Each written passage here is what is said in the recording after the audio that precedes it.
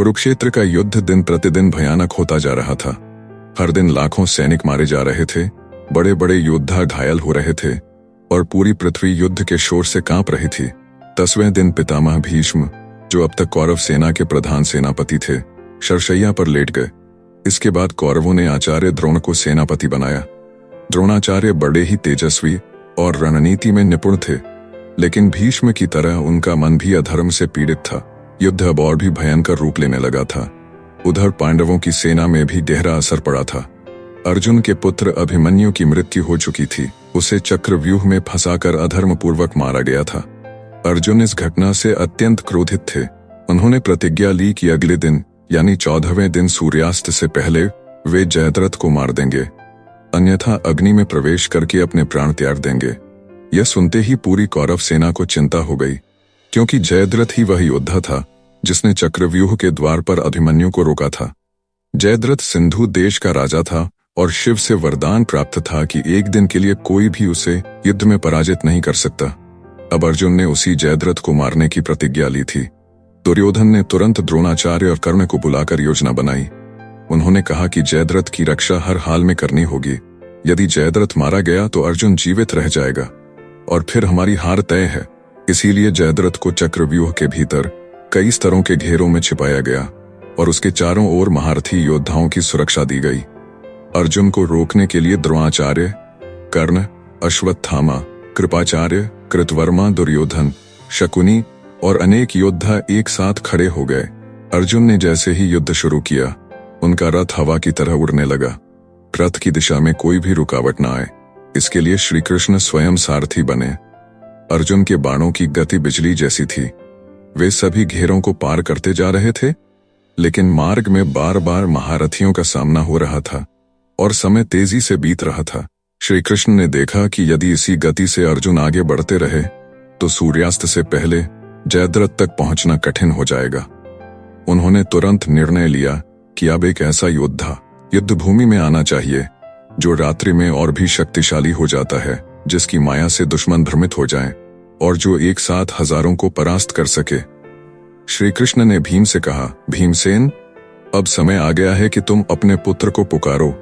केवल वह ही है जो इस समय पांडवों की रक्षा कर सकता है। भीम ने युद्ध भूमि की ओर मुख करके अपने प्रचंड स्वर में पुकारा, हे वीर घटोत्कच, समय आ गया है। धर्म संकट में है। तेरा कुल, तेरे पूर्वज और यह संपूर्ण सेना तुझे बुला रही है। घटोत्कच पर्वतों पर तपस्या में लीन था। पिता की पुकार सुनते ही वह आकाश मार्ग से उड़ता हुआ रणभूमि में उतर आया। उसका विशाल शरीर, अग्नि जैसे नेत्र और माया से ढका हुआ मुख देखकर सारी कौरव सेना कांप उठी।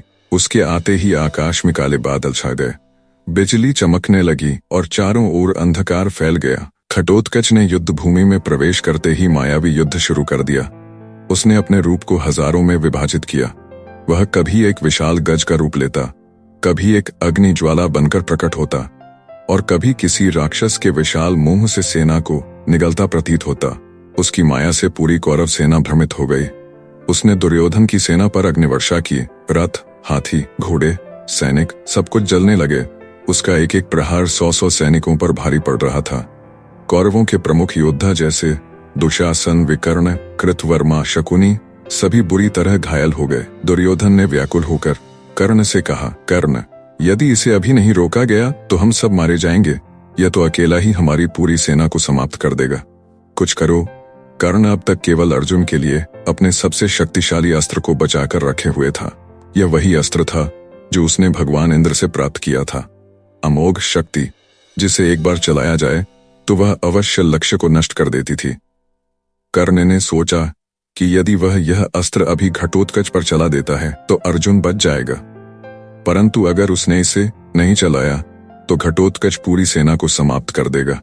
कर्ण ने गहरी सांस ली, आकाश की ओर देखा और वह अमोघ शक्ति उठाई। उसने मंत्रों द्वारा उसे जागृत किया और घटोत्कच की ओर चलाया। आग की तरह जलता हुआ घटोत्कच की ओर बढ़ा, घटोत्कच की ओर बढ़ा।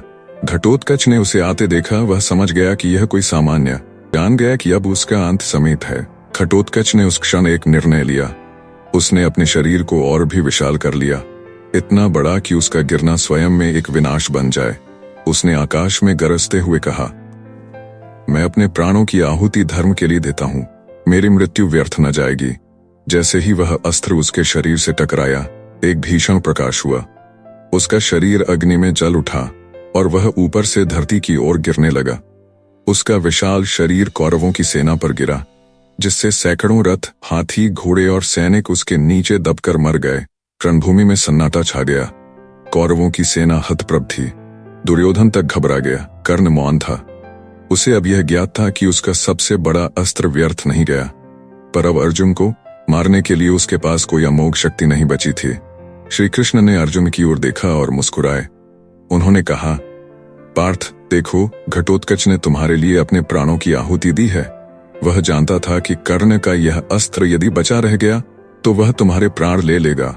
उसने अपनी मृत्यु को स्वेच्छा से स्वीकार किया ताकि तुम जीवित रहो, धर्म जीवित रहे। अर्जुन की आंखें भर आईं। उसने हाथ जोड़कर घटोत्कच की ओर नमन किया। भीम ने आकाश की ओर देखा और गर्जना करते हुए कहा, हे पुत्र, तू धन्य है। तूने अपने कुल का, अपने वंश का और धर्म का नाम ऊंचा किया है। तेरा बलिदान युगों तक याद किया जाएगा। घटोत्कच की मृत्यु केवल एक योद्धा का अंत नहीं थी, वह धर्म की विजय का आरंभ थी। उसी रात अर्जुन ने अपनी प्रतिज्ञा पूरी की। श्री कृष्ण ने सूर्यास्त का भ्रम पैदा किया और जैसे ही जयद्रथ ने सिर उठाया, अर्जुन ने उसका वध कर दिया। कर्ण का अमोघ अस्त्र अब समाप्त हो चुका था। वह अब चाहकर भी अर्जुन को नहीं मार सकता था। घटोत्कच के बलिदान ने पांडवों की विजय का मार्ग प्रशस्त कर दिया था। उस दिन घटोत्कच न केवल एक पुत्र, एक योद्धा या एक राक्षस पुत्र था, वह धर्म का प्रहरी था। उसका नाम युगों तक लिया जाएगा। रणभूमि में उसका गर्जन, उसका माया युद्ध और उसका बलिदान महाभारत की अमर कथाओं में सदा जीवित रहेगा।